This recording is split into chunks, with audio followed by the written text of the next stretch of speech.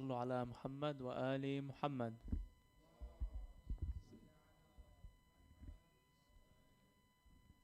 Bismillah ar-Rahman ar-Rahim. Assalamu alaikum all and welcome all to tonight's program. To give a rundown of tonight's program, we will have Quran followed by a small talk by Br Khalid, followed then by the main lecture by Sheikh Mohammed Mehdi, inshallah.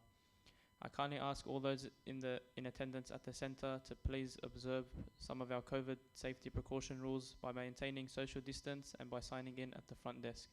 We thank you all for your cooperation during these difficult times. May Allah subhanahu wa ta'ala bless you all, inshallah.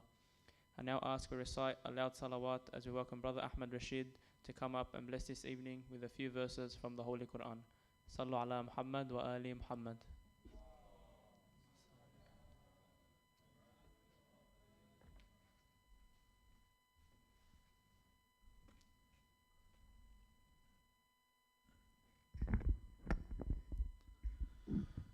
صلوات على محمد وآل محمد.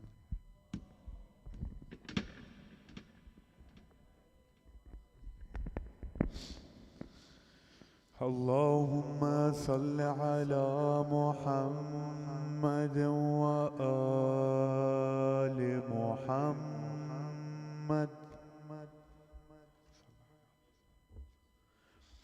أعوذ بالله من الشيطان الرجيم. بسم الله الرحمن الرحيم.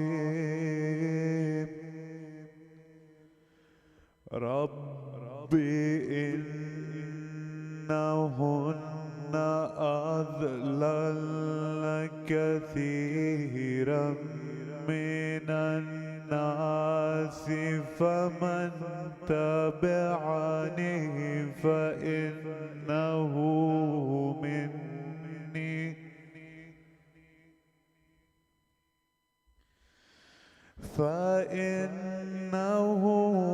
مني ومن عصاني فإنك غفور رحيم. وإذ قال إبراهيم رب اجعل هذا البلد آمنا واجنبني وبني أن نعبد الأصنام. ربي إنهن أضللن كثيرا من الناس فمن تبعني فإنه مني ومن عصاني فإنك غفور رحيم.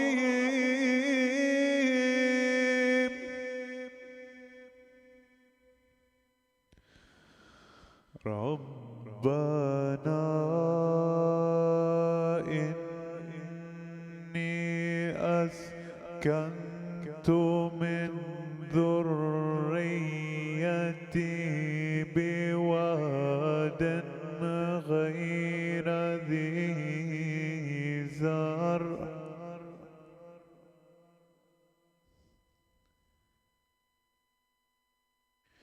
ربنا إني أسكنت من ذريتي بواد غير ذي زرع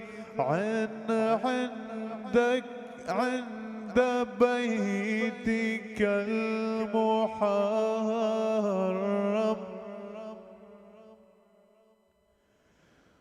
ربنا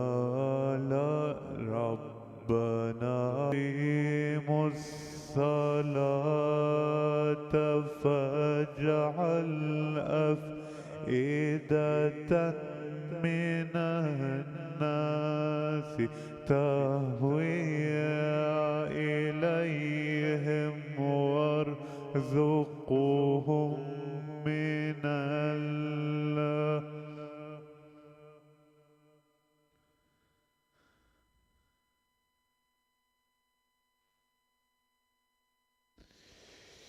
الله أكبر بسم الله الرحمن الرحيم إنا أعطيناك الكوثر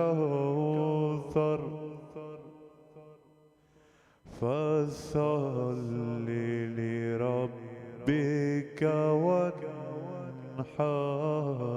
إن شانئك هو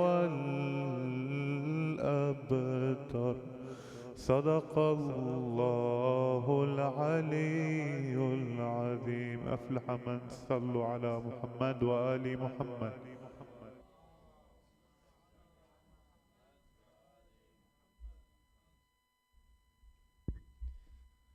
Thank you, Brother Ahmad, for that beautiful recitation. Can we please recite another salawat for his well-being?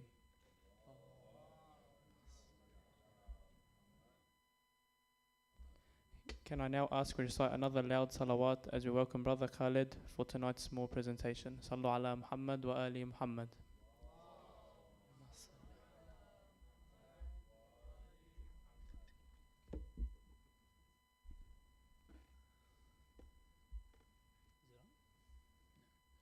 Assalamu alaikum.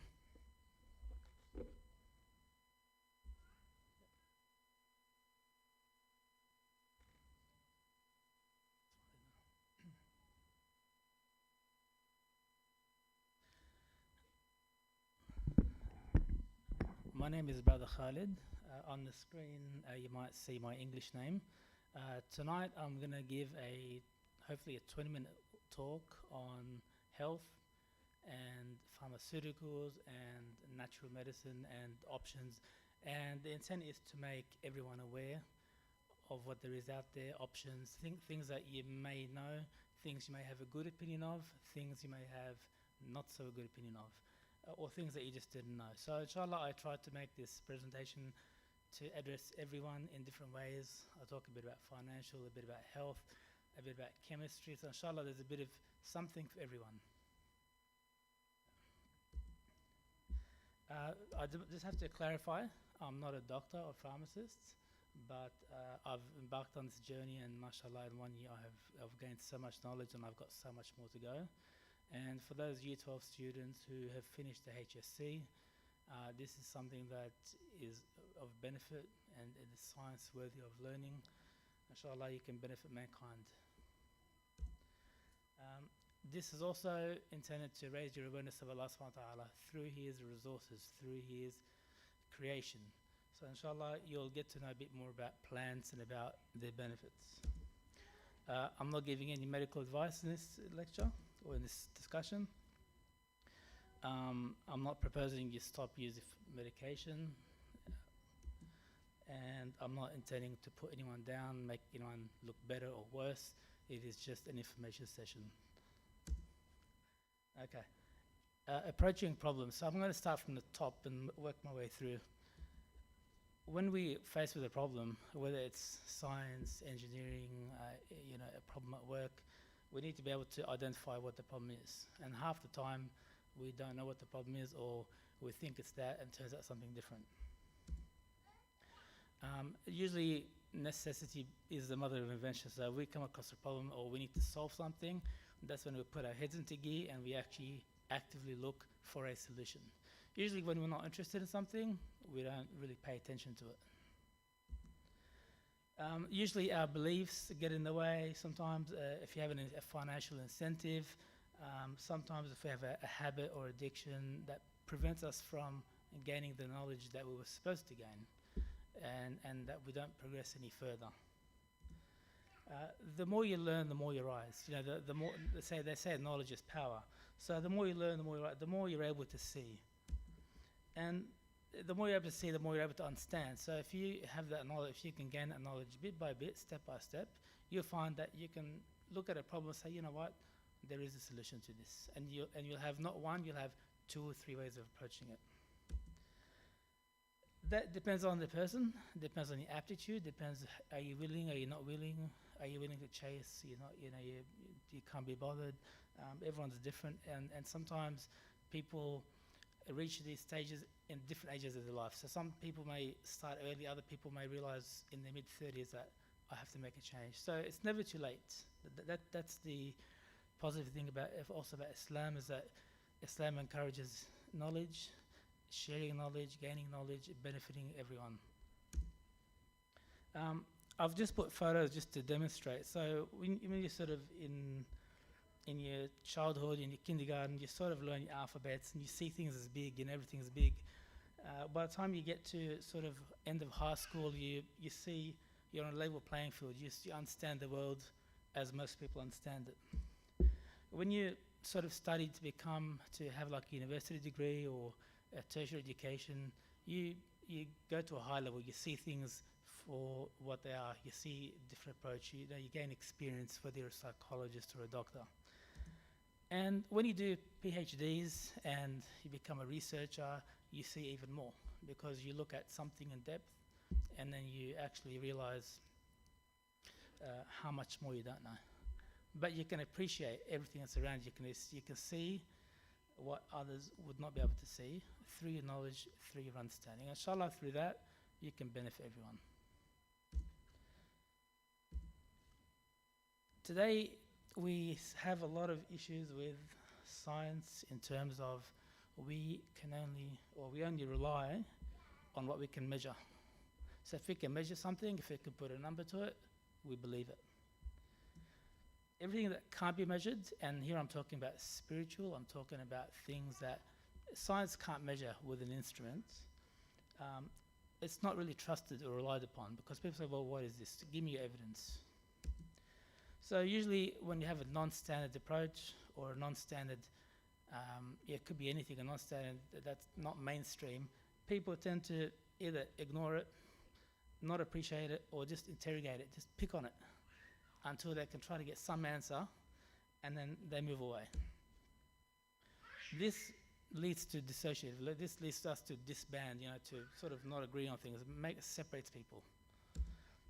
We need to be more holistic and open-minded in whatever we do, in whatever education, whatever field, and especially with our health, because our health is what keeps us going. There's a famous psychiatrist that was actually, he passed in 1995. He is very well known, M. Scott Peck. If you want to understand psychology without all the statistics and math, he'd be your go-to, because he covers a lot of life's lessons through stories, through cases. And he makes an interesting point about scientific tunnel vision. He's saying that, most scientists, and this is not having a dig at anyone, when they look at something and only that, and they kind of miss things.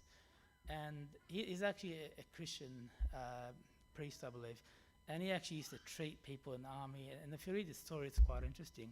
But he as a psychiatrist, he says, I treat a lot of people that don't have any kind of spirituality. They don't appreciate that. It's not just about the drug that I'm giving them, but it's about yourself, how you're feeling. So there's a lot of factors involved.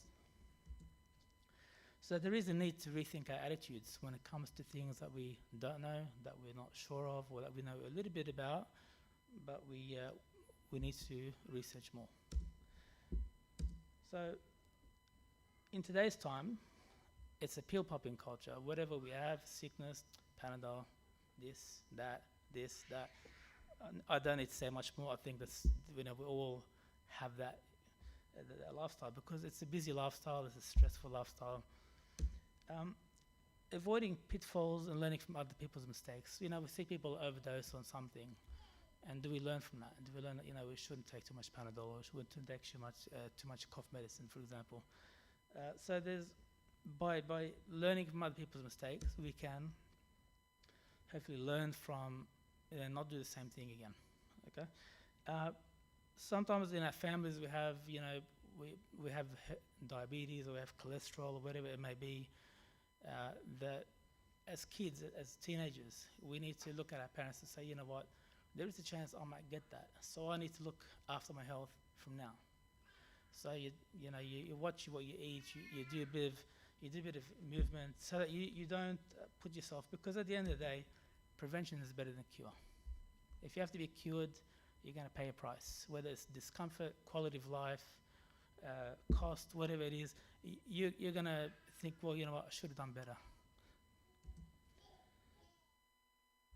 So we come to two types of approaches here, and there are more approaches, but I think these are the two mainstream ones.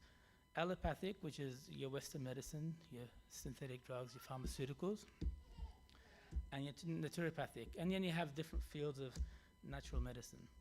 Today, we expect things, we have habits. We want things to be the easiest. We want them to be we want the results, the fastest results, as soon as possible. We want the cheapest. We want the best looking. If it's a nice perfume bottle or a nice, a vitamin bottle, I'll buy that over the other one. We want the best smelling or the best tasting. We want the best brand even. We're willing to pay extra dollars just to get the brand. Western medicine can meet those expectations because, when you look at it, again, I'm using a Panadol here, but if you got a headache, quick fix, bang, pop a pill, you're done. But at what cost, right? So this is now become a $1 trillion question, not million, not billion, trillion. That's 10 zeros. My statistics are from this global research organization. Last year, this is 2019 figure, $4.8 billion was spent on health insurance, just health insurance, just to cover yourself in case you ended up in hospital and you couldn't afford the bills. Pharmaceuticals is 3 times that. It's 1.25 trillion. That's about Australia's national debt level at the moment, just to give you some sort of a perception, right? And that's per year. So we're not talking per 5 years, this is a year. And if you divide that up further, that's US dollars, so that's going to be about 2 trillion for Australian. Most of that is actually North American. In the US, 48.7% of that money is on pharmaceuticals, and another 100 billion for genetic cancer, chemotherapy treatments.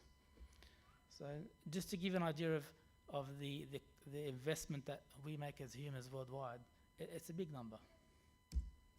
And later I'll show you the natural number as well. Okay, where do we get our medicines from? Both natural, synthetic, all come from Allah's creations. All come from mushrooms, plants, different bulbs, leaves, stems, twigs, right? So whether you're a pharmacist or a naturopath, your resources come from Allah subhanahu wa ta'ala, and no one can really take that away. But the difference is the naturopath will use the whole ingredient, whereas the pharmaceuticals might extract 1 or 2 active ingredients. That's being the main difference. Now, we also get our medicine from the sea, from sea life. And again, if you look through the research and you look through it, and there's a lot on the website, there's a lot on Google Scholar, which I encourage you to have a look for yourself, is a lot of our medicines also come from sea life.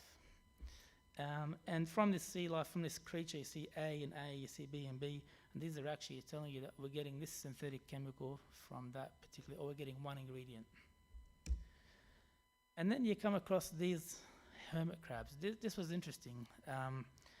These crabs are juiced for their blood. Their blood is blue. And there's a reason for that. Their blue blood is ultra sensitive. It can detect microbes, 1 per trillion parts. And then the blood actually encapsulates the bacteria, keeping it alive. So it helps pharmacists to actually extract the bug and then highlight it, and then they can do what they need to do with it.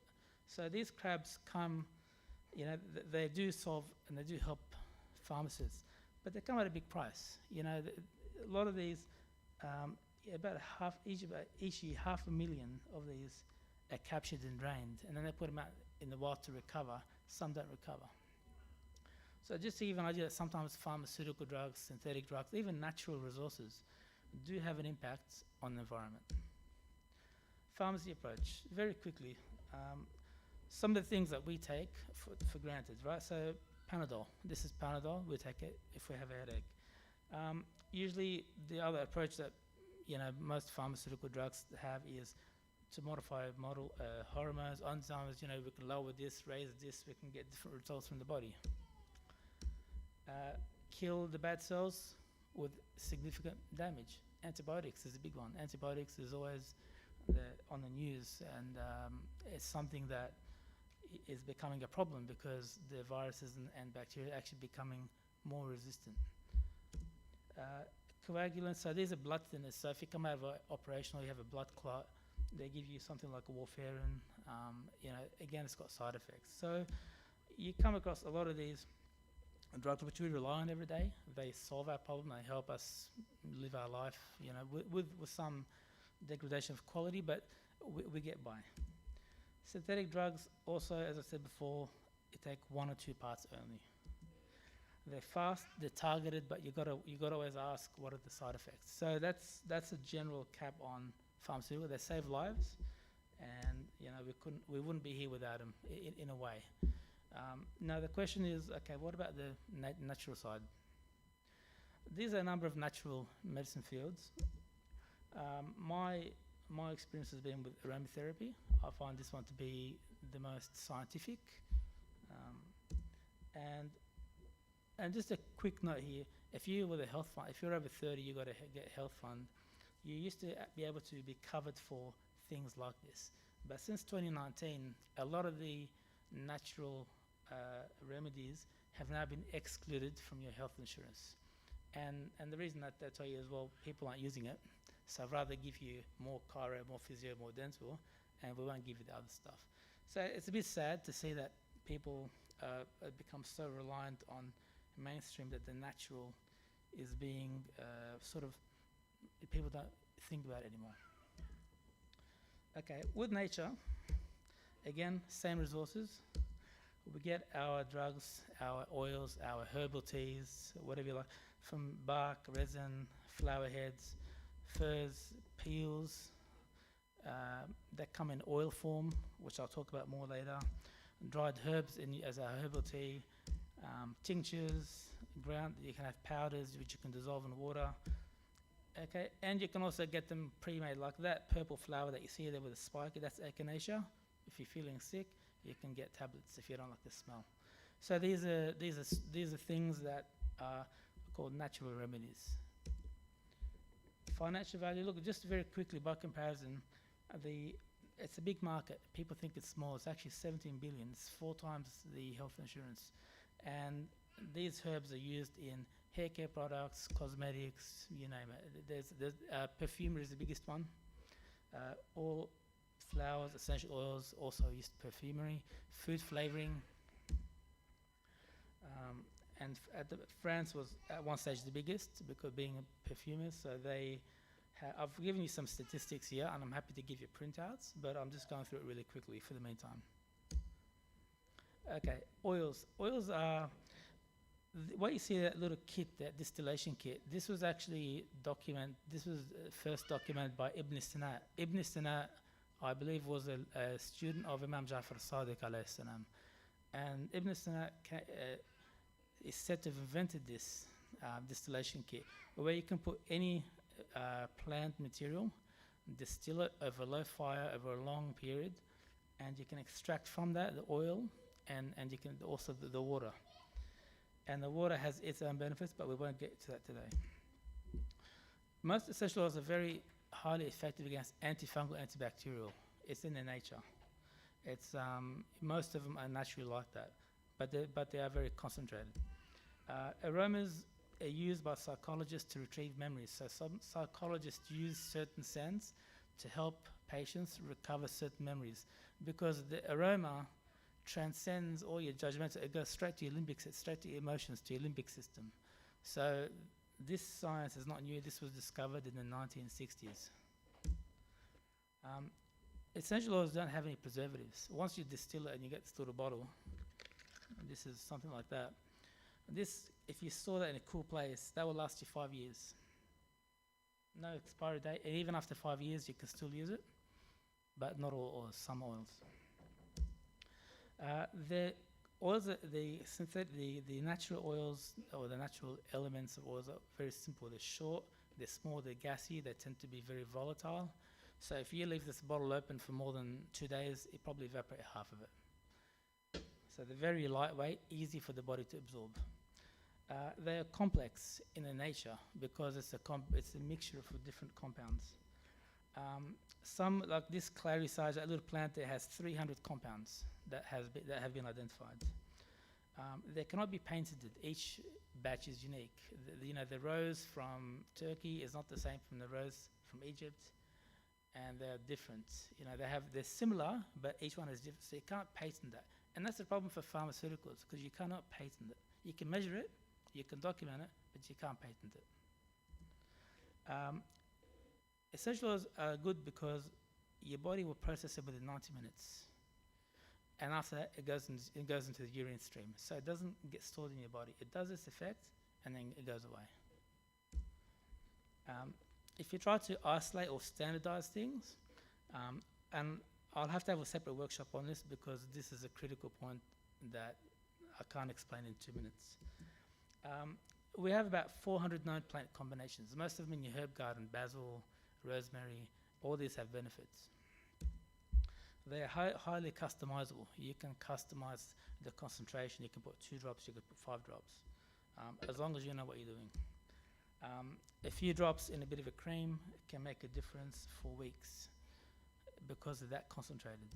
So what I mean by concentrate, so in order to make this little bottle, to make like a kilo, if you imagine a kilo of lavender, you need 300 kilos of raw material. Eucalyptus is very good. Eucalyptus on one hand, you can have 30 kilograms of eucalyptus to give you 1 kilo of oil. And then you get to other extremes like roses, where 1 kilo of rose oil, you need 1.5 tons of rose petals. So it depends on, and that's why the prices varied, because some are more concentrated than others, some are easy to extract, some are not easy to extract. And if you open a bottle, they're very potent. It does annoy people sometimes, so it is subjective. You might like the eucalyptus smell, you may not like the eucalyptus smell. It depends on personal preference. Very quickly, this is the profile. People say oils aren't scientific. I wanted to show you this because I don't think you can get any more scientific. So in an oil bottle like this, the French have actually come up with a very good system where they actually analyze everything. And what you're going to see is the oil is analyzed for pesticides. It's got some basic properties. It's got a graph, so you know where the components are. And then you have, in this particular oil, 187 components. Some of them are not even named because scientists are still discovering. But you can see at the bottom, I'm not sure if you can see, 99.9% have been identified. So that's pretty detailed in that scientists can take any oil and break it down, and they can tell you this oil is good for this, good for that, good for that. To get this kind of information, you need to invest in a good oil. The things you get online are not always the best. When I showed you the chemistry, when I showed you the paracetamol, and you see those, they're big and long, with essential oils, with anything natural, they're all tiny molecules. And that's why they can go through the body really quickly. These are also called hydrocarbons, and when they send a rover to Mars to check for life, one of the things they check for is hydrocarbons, because they are the building blocks of life: carbon, oxygen, hydrogen, and nitrogen. Different types of oils. You have 6 types of eucalyptus, if you knew that. You got 3 types of rosemary. You got 5 types of thyme. Each one is different. Each type has a purpose for a specific organ in the body. They're not all the same. They have different chemical makeup. Okay. Very quickly, oils that are associated with leaves targeted for the respiratory system. Oils, the ginger, vetiver, like the root oils, are good for the nervous system. If you put it on your skin, your liver knows where to direct that oil. Flower petals are heady, they're intense, like jasmine. They go to the head. In your head is your hormonal balance, your endocrine system. Garden herbs like thyme and raspberry are very good for backache, for example. Fruits of a plant good for the heart, for the cardiovascular, especially grapefruit, also good for burning fats. So there is evidence of this. And seeds, fruits, things like seeds are very good for your digestive system and your lymphatic system. So, subhanAllah, each part of the plant correlates with body parts. I'll leave you with these thoughts, and I hope, inshallah, I've given you some information. It has been rushed, and I'm sorry. I've tried to give you as much in 20 minutes as possible. Allah subhanahu wa ta'ala has given us a lot, just looking at the plant kingdom alone. Remember that plants are stationary, they don't move, they cannot run, they can only fight. Their defense mechanism, they must be very effective, otherwise they won't survive. To guarantee their survival through chemistry, they have to fend off animals munching their leaves. So leaves are usually, the plant makes them a bit poisonous for the animals, so the animals can eat, but not too much. Same as the seeds. The insects chewing on the leaves. So you look at tomato plant, it's got spikes everywhere. There's a reason why that plant developed spikes, to keep all the caterpillars crawling on it. And if you grew plants at home, you'd know exactly what I'm referring to. You can fend off birds and flies from eating the flowers. Protect their seeds. Store and shuffle the reserves during drought. The plant has to manage what it has, limited water supply. They have to be able to keep regenerating. Make decisions. So plants are living things, and they are the most adaptive organism by far, because they've survived the changing conditions. One book actually put it very nicely. One book that I was reading said, these plants are masters of chemical warfare and manufacturing. The plants manufacture everything to ensure their survival. They don't require a laboratory. They don't require power. They don't require lights. They don't require computers. It needs more significant research. So the question to you is, and people who are not sure about natural remedies, and that you have to look more is, why do we always doubt nature's medicine? Why do we always go to pharmaceuticals first? Is it not scientifically proven? It is, and there are plenty of good resources on it. But it definitely needs more research. And before we doubt nature, before we doubt Allah subhanahu wa ta'ala's creation, we have to doubt our knowledge, and whether our knowledge is good enough. Because even though I showed you all those chemicals in that chemical analysis, scientists actually don't know what all those chemicals do. They test one by one on rats, and then after that they reach conclusions. But they still cannot account for, what happens when you combine them. So there's a long way to go, but it's definitely a science that has been around for far longer than When I looked at the books, pharmaceuticals, the first pharmaceutical college was established in 1821 in Philadelphia. So let's say it's 250 years old. Nature has been around for far, far longer. And it's interesting to see how one takes from the other. But inshallah, I've left you with some thought about, natural medicine. Inshallah, you'll continue your journey. And I just wanted to thank you. And if you do have interest in this field, I'm happy to hold a workshop on a weekend where I can show you more about this information, benefits, and if you like that kind of thing, please put your name down with Ali Sharif, and I'm sure we can arrange something. So inshallah you found that interesting, and salam alaikum. I think we'll leave the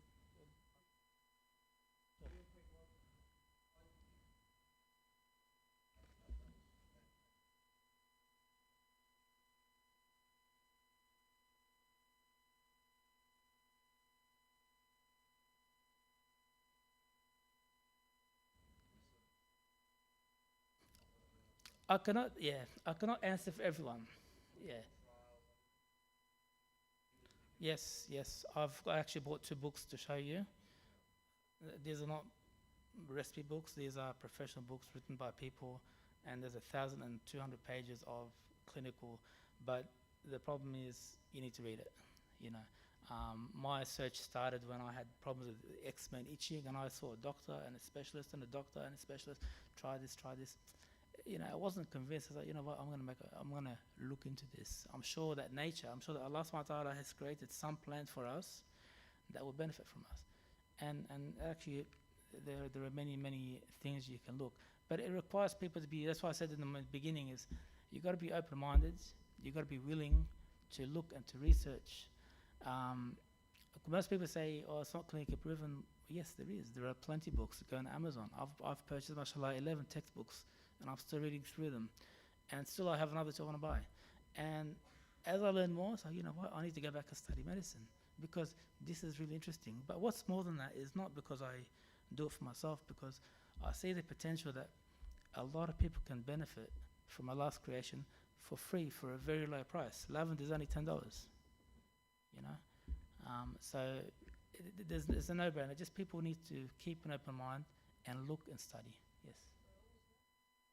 This is lavender. Yeah. A lavender oil is, if you ever get stung by a bee or a wasp, you can put this. This is the only oil you can put on your skin without dilution. That will annihilate the bee sting within a couple of hours. So there are remedies like this, natural remedy, where you try them first, and if these don't work for you, then you go to the pharmacist and get something heavier, like or more powerful. Yep.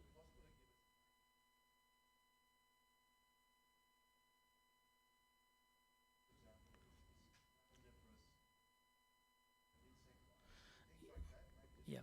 Look, there's plenty of home remedies. Where you start, you know, I can give you something to replace the paracetamol.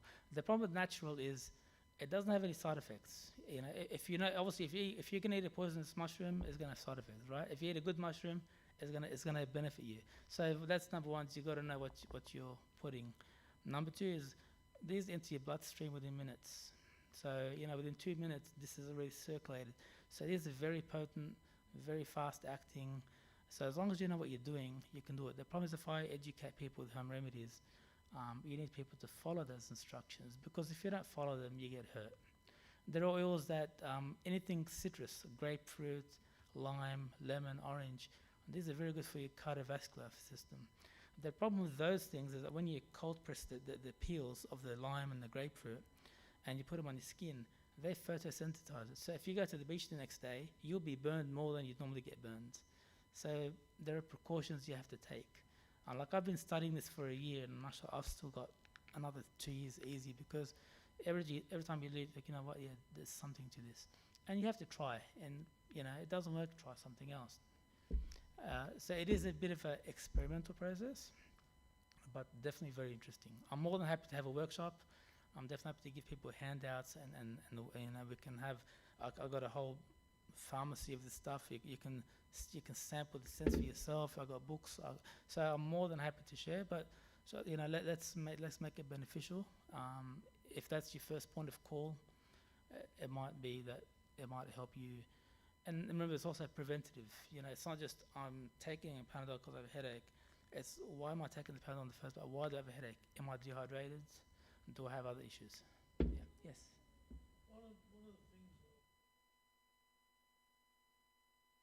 they avoid. Yeah. And have a soil. Yeah. Even though there's Yeah. what's your opinion on this? I'm actually enrolling in a cannabis oil lecture. It's just become legalized, and there's not a lot of research on it. But cannabis oil in its makeup is like olive oil, very similar, but it's got a different balance. They say cannabis oil, the omega-3, the ratio of the fats of hemp seed oil, it's called hemp seed, is the closest to human fat cells. So when you... Does it make you high? No. Doesn't No. Everything in controlled quantities doesn't make you high. But if people overdose, that's a different story. But at the moment, cannabis oil is very, very expensive. Yeah, and you cannot buy it in Australia without, I think, at least $100. I still have to do my research on that, but it's viable. You can get hemp seed oil to put as a salad dressing. You can use it for massage. You can use it. There is, but it's not as like it's developing, and there's a lot of stigma around it because yeah, exactly. Do you get high on this stuff? You know, essential oils are very powerful. You can get high on the smell of this stuff. So yeah. The only reason I asked, Yeah. you mentioned before that, Yes. a lot of people will tend to run away from an oncologist who is an cancerous cells.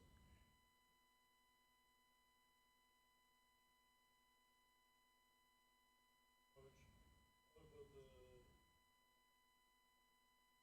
chemotherapy. Yep. Because chemotherapy has a history of performance, Yeah. and the other one doesn't. I was just wondering, Yeah. what reason they would do that. Look, it's the reason why I brought up the financial is because when I tell you that the pharmaceuticals are making $1.25 trillion a year, and that the fact that they are the most profitable, right?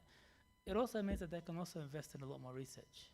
The problem is you can't access those research papers. Most pharmaceutical research papers, I believe, are not open to the public. I'm happy for someone to correct me if I'm wrong, but as far as I know, I could not find a lot of research papers on that. You can find trials, but you can't because it's patented.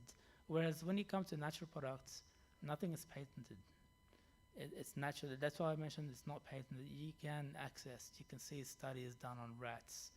The problem is whenever something is scientifically proven, it always goes to the rats first. They test it on the rats. You have a new substance, they call it an LD50 test, and what they do is they put a ridiculously high dose of this drug that they're testing, and they see how much of if 50% of the rats die, that's the LD50 level, and they start with that, and then they refine it down and they work it down. Now I'm not a pharmacist, but based on the books that I've read, that's the standard approach that they also use to test essential oils. So the problem is you can test it, you can clarify it, but to what extent? And then once it gets to a level where they can make the rat sick, and then they give it this drug that they've developed, and it gets better, and they can prove it through the blood levels that they've measured, then they say, okay, this is good enough, we'll try it on humans. And then they start the clinical trials on humans. That's generally the procedure they do with drugs. But you're not privy to see what the results were. Because I think if people did see the results, they'd probably see there's a lot of problems, and until such time that they got to a level where they could say, you know what, this is a safe drug. And that's why getting a drug developed from inception to clinical trials, I've been told it takes about 10 years. It's a lengthy process. So will they do it to cannabis oil? Probably not. Or maybe you get the results in 10 years' time. It's hard to say. Inshallah, maybe there's a doctor in the crowd or pharmacist in the crowd that can maybe come up and do a talk on this, because it's definitely something that people don't know about. A lot of my teaching have been from books, recent books, from professionals, and I did not stop at one author.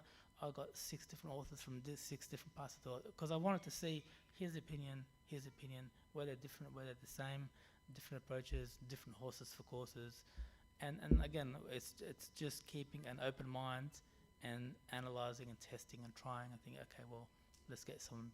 And that's how you learn, I guess. You know, whenever you're discovering something new, you've always got to go through that process.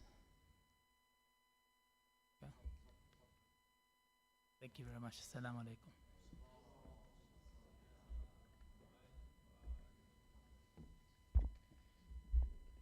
Thank you, Brother Khalid. Can we now please recite 3 loud salawat as we welcome Sheikh Mohammed Mehdi for tonight's lecture. Sallu ala Muhammad wa ali Muhammad.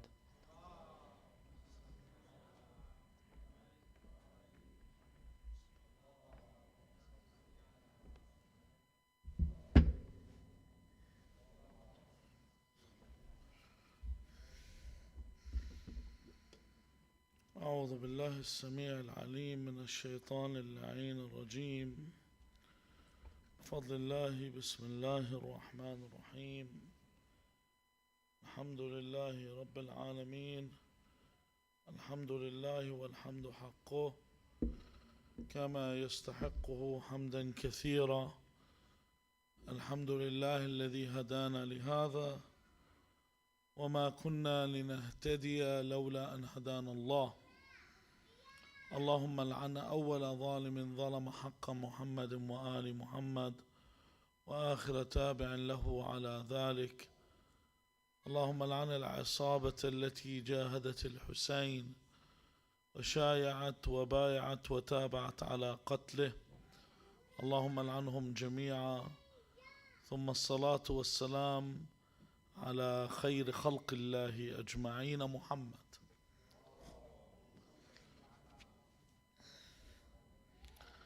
وعلى أهل بيته الطيبين الطاهرين، واللعنة الدائمة على أعدائهم أجمعين إلى قيام يوم الدين.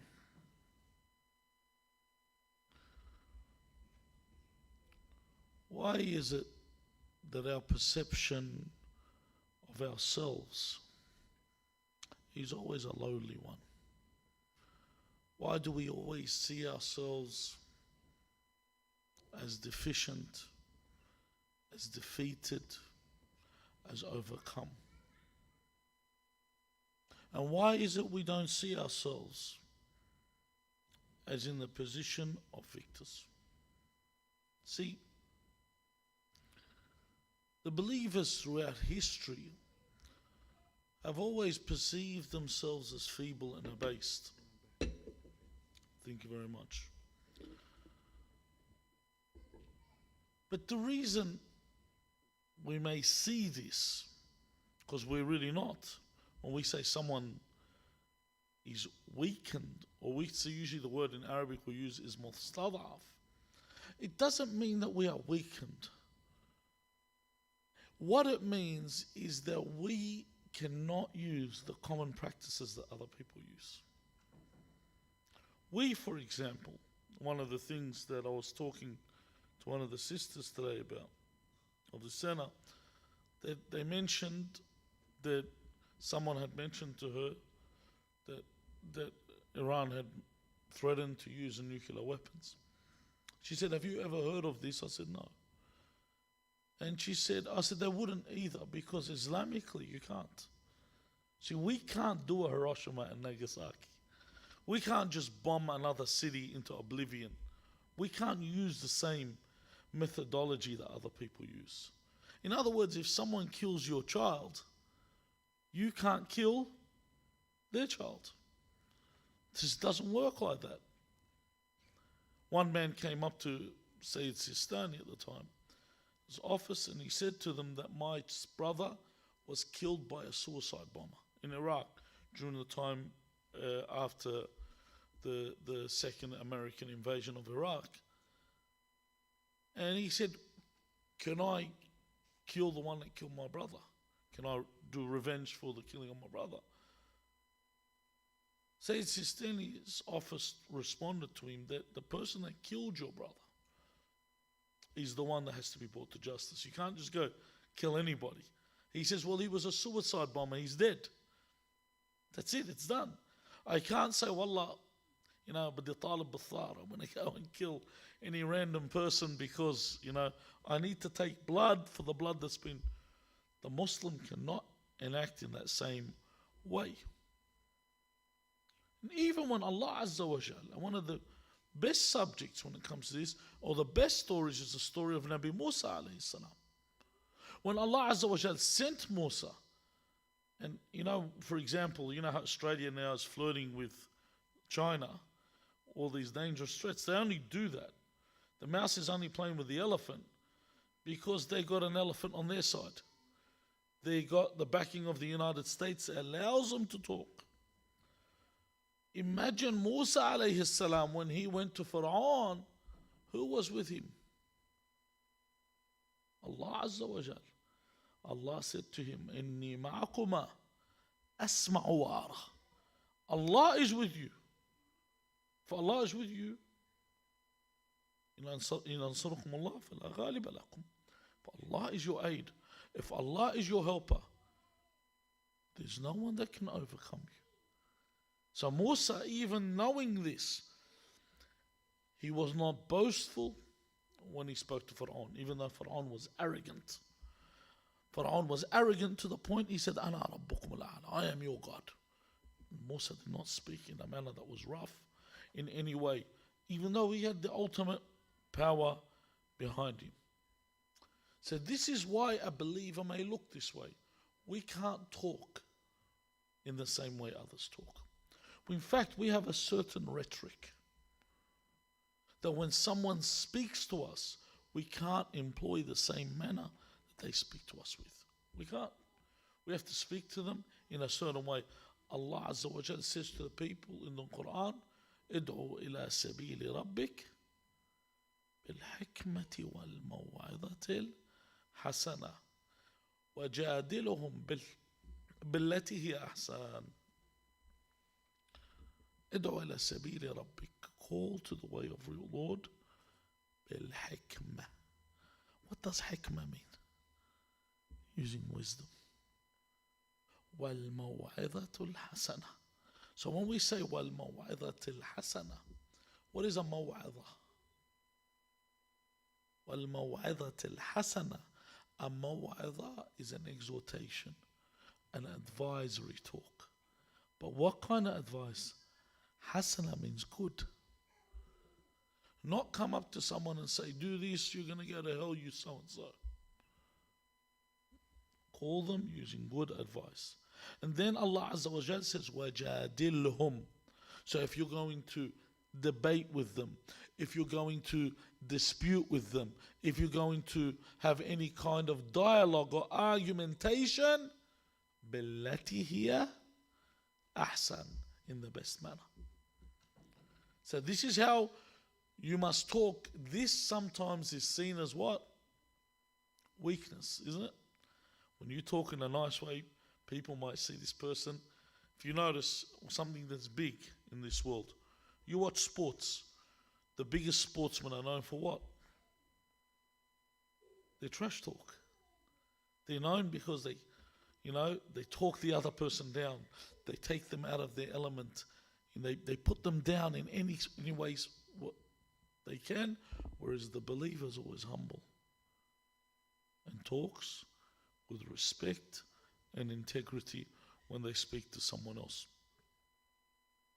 So when Allah Azza wa Jal sends Musa alayhi salam to Fir'aun, mentions this to him. He says to him, اذهبا, both of you, Musa and Harun alayhi salam, إلى فرعون إنه طغى. Go to Fir'aun, he has become rebellious. فقولا له قولا لينا لعله يتذكر أو يخشى. He says, speak to him with what? A gentle speech. Speak to him in a gentle manner. Why?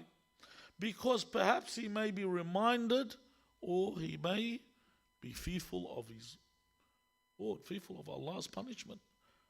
No? But what? Because listen, why does Allah tell you to employ this methodology?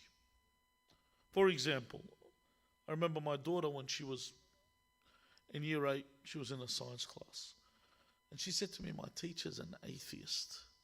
He doesn't believe in God, and he even says there's no God in my classroom. I said, okay, what's your taklif? What's your obligation in this classroom? You're a student. This is your teacher. You're supposed to be respectful and polite, but you respectfully disagree with what they say. Not because they speak in such a manner, you speak in an obstinate and disrespectful way. There's a manner in which we speak. There's a manner in which we act. Why? Not because, sometimes people have the assumption that if I speak nicely to someone, he's going to become a Muslim. If I show him the goodness of Islam, he'll become a Muslim. Is that true? No. That's not true. It's not always the case. You can be as nice as possible to someone and they'll still curse your religion. Are you telling me Imam Hussein alayhi salam, who was your primary example, on the day of Ashura, was he cursing them and slandering them? He kept calling them to Allah. He kept speaking in the best manner. And how many of them came back to him? Al-Hur and his servant and his son were the examples that were given. Who else are we given? Out of the 30, 40, 50, 70,000 plus army, how many of them came back? No one. So using good talk is not about calling people to God.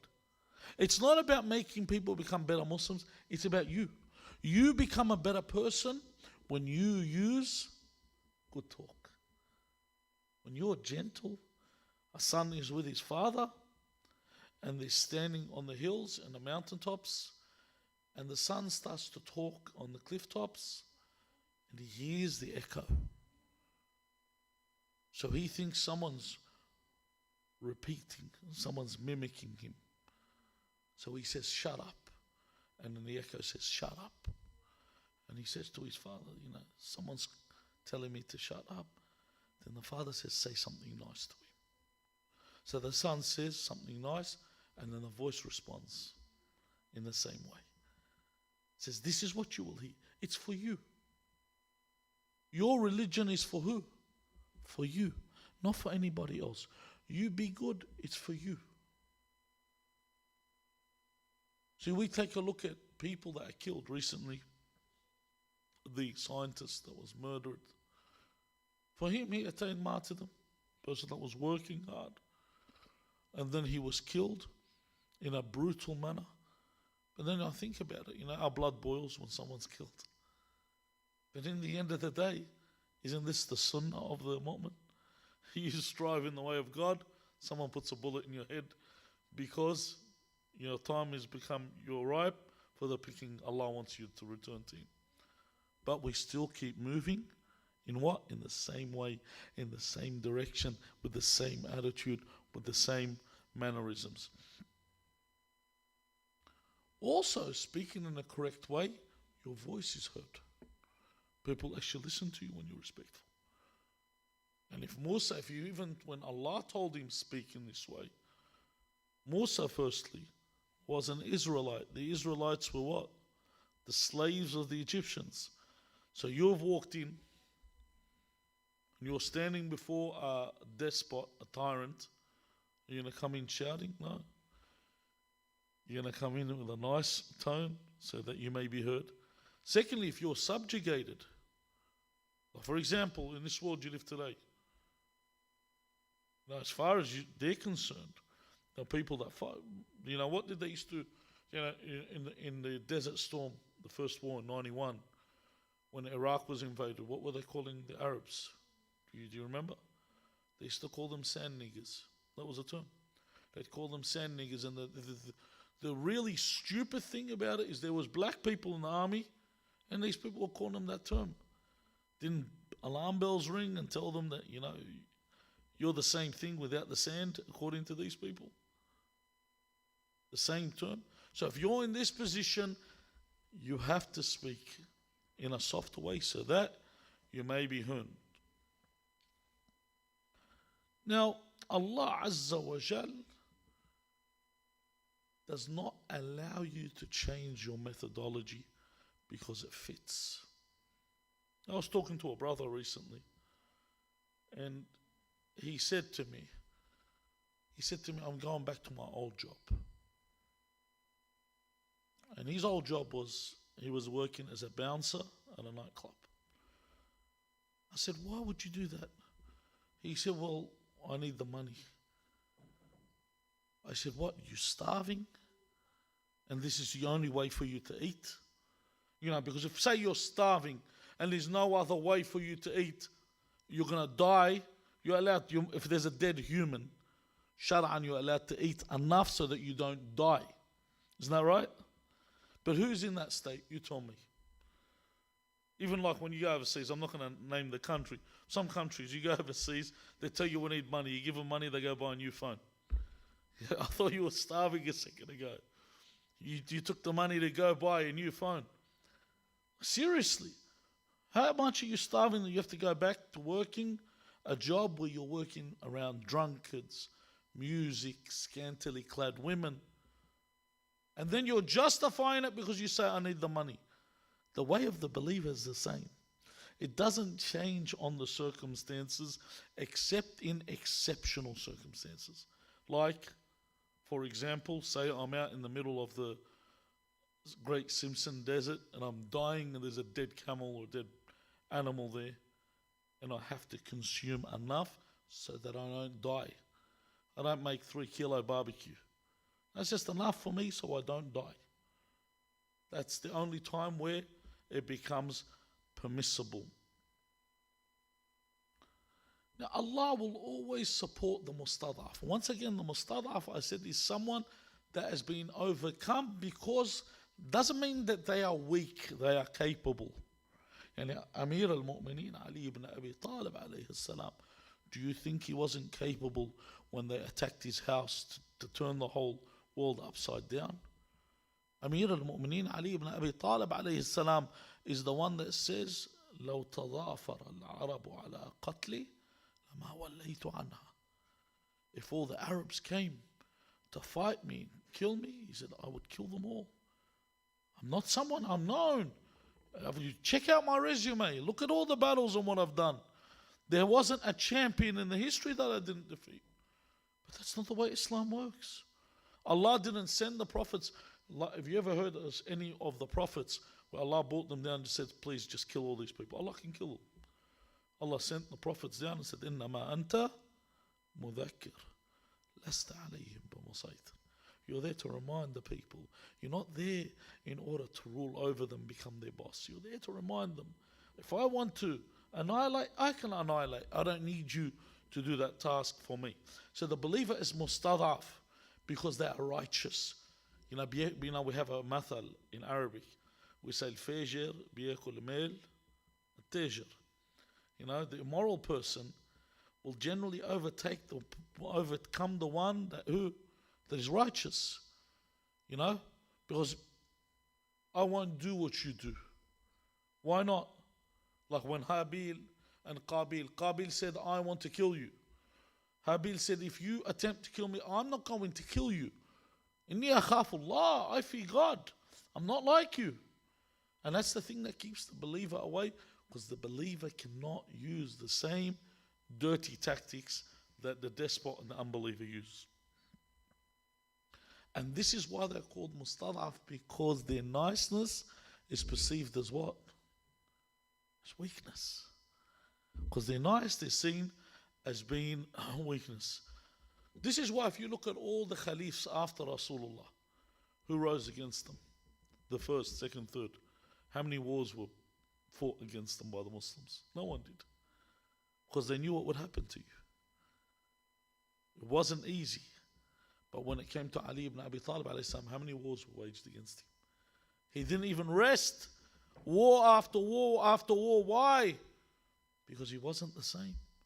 Ali ibn Abi Talib alayhi salam, when Muawiyah ibn Abi Sufyan said to Amr ibn al-As, he said, cut the water supply of Ali's army in Siffin. Amr said, if we do this, Ali won't remain silent.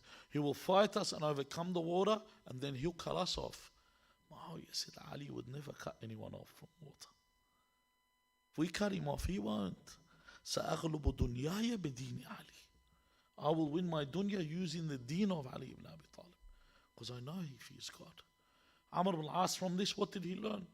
When the battle came and he was to duel Ali ibn Abi Talib, he took off all his clothes, uncovered his nudity, because he knew Imam Ali alayhi salam won't look. He used that same thing that he understood, that Ali won't break the laws. He won't break Islamic laws to do what? To achieve an objective. Sometimes you see people, they say al-ghaya tubarrir al-wasili, or they say the ends will justify the means. No, it doesn't. We don't believe in this. The means is just as important as the ends. The way I get there is just as important. And this is how the believer acts. The believer is not like the others. The believer will not allow for this to take place in order for them to do as they please. So Amir al-Mu'mineen was fought by everybody because he wasn't someone that they feared. Amir al-Mu'mineen is the one that called his servant 3 times. Kept calling, the servant didn't respond.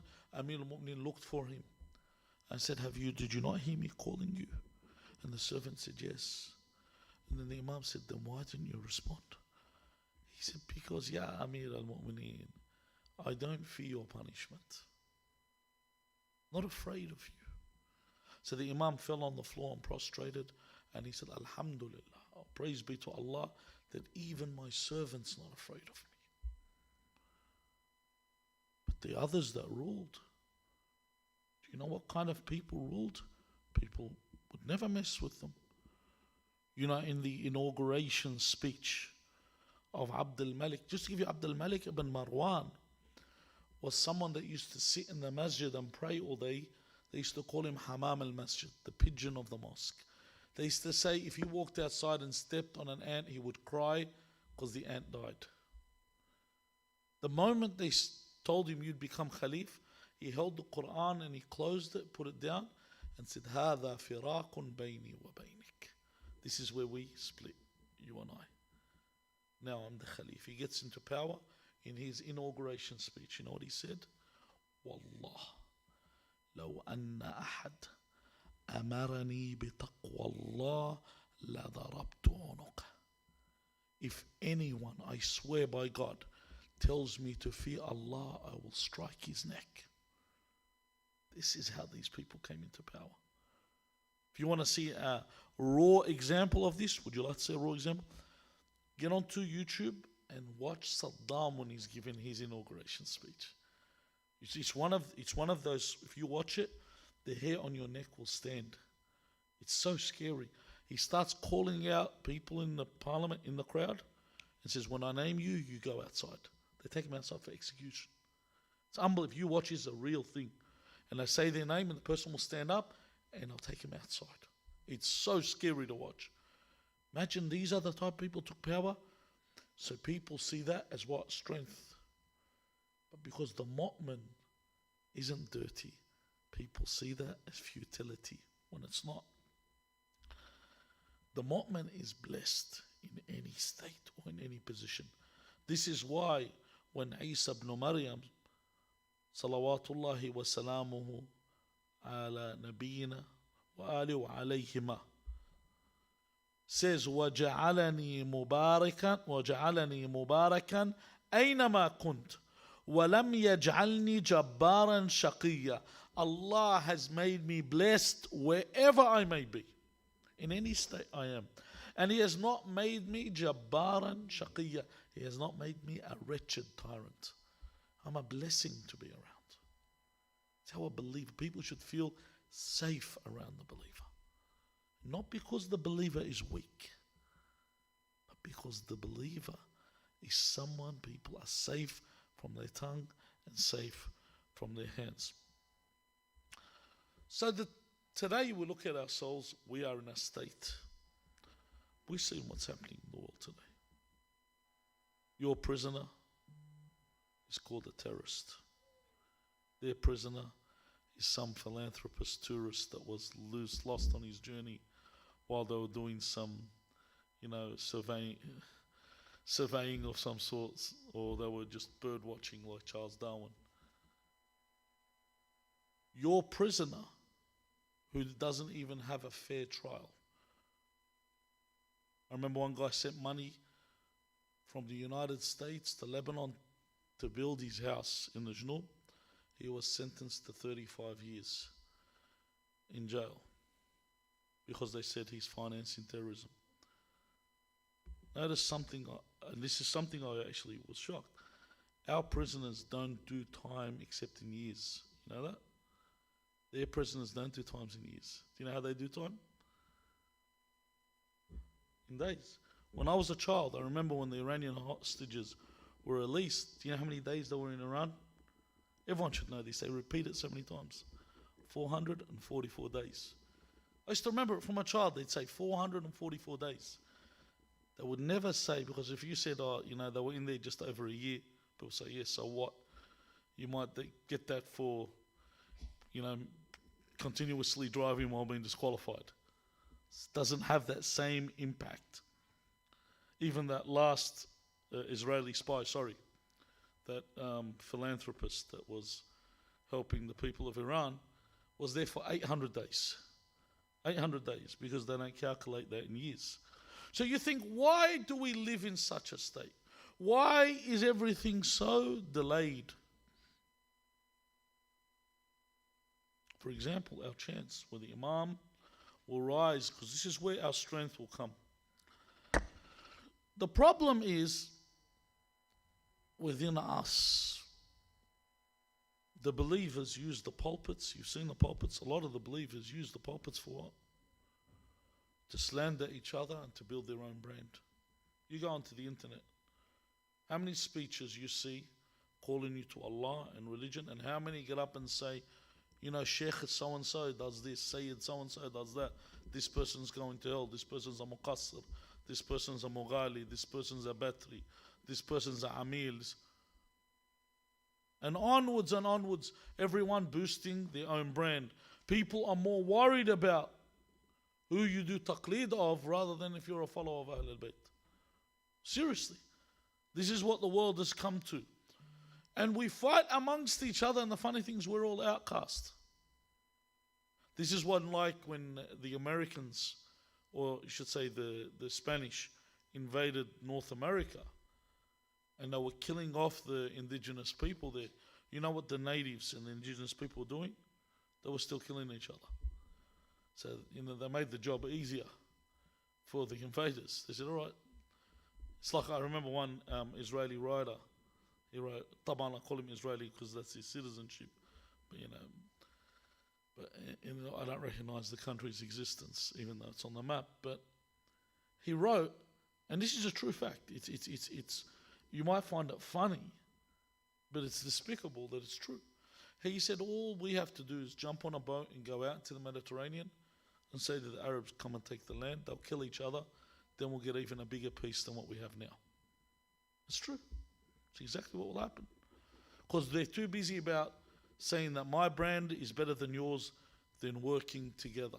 And if you even take a look, that all these other groups that work together, they have achieved something. If you take one of the biggest groups that's achieved things, are the Sodomites. If you take a look what they've achieved overnight, they've allowed themselves to be part of the family institution, which is a religious institution. They've forced all sports to show support.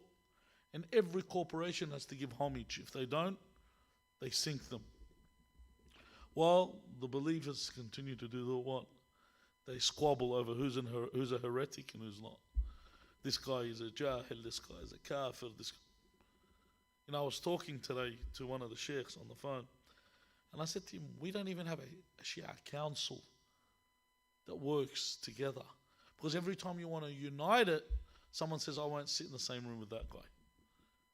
Because he brushes his teeth on Thursdays or something like that. And you're supposed to do it on a Tuesday afternoon. Something so simple, people squabble, and then they say, Allahumma ajil li waliyaka al-faraj. The problem is believers. They have to learn how to work with each other. The longer we remain like this, the longer the wait. And the longer we wait like this, the worse becomes the plight of the believers and our posterity. Our children will slander us for this. Now, even if you are successful in what you do, you will continue to have trials. Even when Musa alayhi salam was successful, was he not? Musa overcome Pharaoh. He took the Israelites, then they turned away. What did they do? They worshipped the golden calf. Then they turned away and said, Ya Musa, lan nu'min laka hatta nara Allah jahratan. We want to see Allah. They kept showing, even his own cousin Harun had an illicit woman accuse him of adultery. They didn't stop attacking the Prophet of their time. However, the believer eventually will overcome with the reappearance of our Imam. But what is our duty as believers? Now, what is your duty while you await the Imam? Firstly, you need to understand a very important thing. That when I mention the method is more important than the actual goal, this is what it's all about. That I cannot use any unorthodox, when I say unorthodox, something that's not dogmatic, something that's not part or pertaining to the religious structure. When I, for example, I say this doesn't work, let me use another method. If I'm going to use another method other than what has been prescribed by Islam, then I'm veering from the religion. Amir al-Mu'mineen, Ali ibn Abi Talib salawatullahi wa salamu alayh, says, لا طاعة لمخلوق في معصية الخالق. It's the first thing. For you to have a position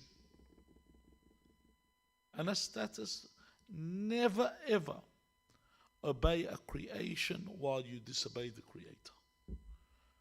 And everyone that does that will fall. Take a look at the many examples of people that gave up their religion. I don't want to give all their names, I've given them before. In our community, you've seen those that gave up their religion, and especially ones that succumb to it generally are the sisters, the females. They'll follow, and then after a while you see the woman, she'll take off her hijab because she wants to become as white as possible. She wants to become, Union Jack on my back, kind of thing. As much as I can, so then they start hopping like a kangaroo just to be accepted. Reality is, Allah Azza wa Jal is the strongest side to be on. So when I disobey Him and I obey someone else, this is when I fall apart.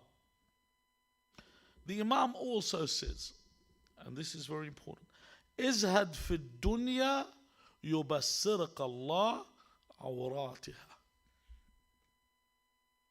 Izhad fi dunya means don't be too attached to this world. Then Allah will let you see what's awratiha mean? It's deficiencies. When you detach from this world, you start to see the problems. You start to see, all these people that work and work. One thing I love is when a rich person calls me and starts whinging about their problems. And I was thinking, wow, how awesome my life is. When they're doing renovation upon renovation, one of his properties he has to go attend to. He's got too many properties in his portfolio, doesn't know what to do. And I was thinking, God, I live the life that you should be living.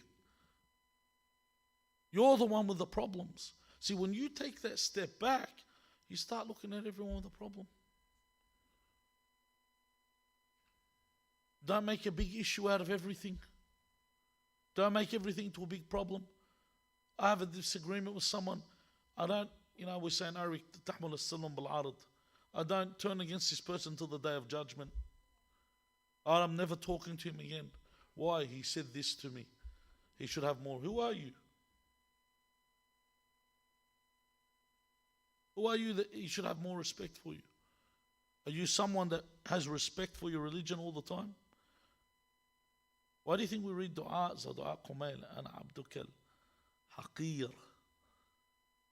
Or dua, Haqir means nothing. Imam Ali ibn al-Hussein alayhi salam, in dua, Arafah, you know what he says? He says, وَأَنَا بعده أقل الأقلين وأذل الأذلين. I am the least of the least. I am the most humiliated or humbled of the humbled. I'm the least. And then he says, وَأَقَلُ وَمِثْلَ الذَّرَّةِ أَوْ دُونَهَا. Do you know what that means? He says, whenever you look at the word dharra in Arabic, what's it say? They usually write atom, but it isn't. A dharra is the minutest, the smallest speck. The Imam says, I am like a speck. And then he says, Awduna. I'm even less than that. He's teaching us of how to be. This is humility. This world isn't worth it. Grudges aren't worth it. Time will heal. Time ends. And after that, it's all over. Then he says, the Imam, First, ازهد في الدنيا, because you will see its deficiencies. Then he says, وَلَا تَغْفَلْ فَلَسْتَ بِمَغْفُورٍ عَنْكَ. وَلَا تَغْفَلْ. Do not be inattentive to what's happening around you. You know, people ignore and start following the dunya. فَلَسْتَ بِمَغْفُورٍ عَنْكَ. You might not be aware of what you're doing, but someone's watching you. Allah is still keeping you account. So in other words, your role in the situation you're living in today is what? You. I have to be a good person. I got problems, so what? Everyone has problems. They might smile every time you see them, but inside they've got the same pains you have. You might think they're having such an awesome life. They're happy because they know the hourglass is ticking, they're almost finished, and they're going to be enjoying themselves in paradise. They know time's almost up. That's why they don't care. So I shouldn't be too indulged in this. We ask Allah Azza wa Jal to help us to overcome those that have looked at us in a position of weakness and feebleness. We ask Allah Azza wa Jal not to take us from this world until He is pleased with our actions. We ask Allah Azza wa Jal to hasten the reappearance of our Master Al-Hujjat ibn al-Hasan al-Mahdi.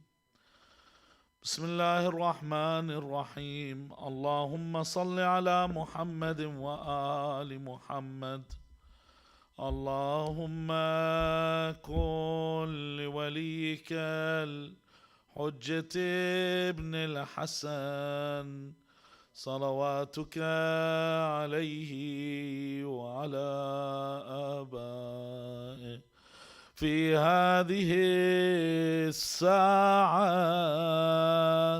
وفي كل ساعة وليا وحافظا وقائدا وناصرا ودليلا وعينا حتى تسكنه أرضك طوعا وتمتعه فيها طويلا برحمتك يا أرحم الراحمين. وإلى أرواح المؤمنين والمؤمنات والأرواح موتانا وموتاكم رحم الله من قرأ سورة المباركة الفاتحة مع الصلوات.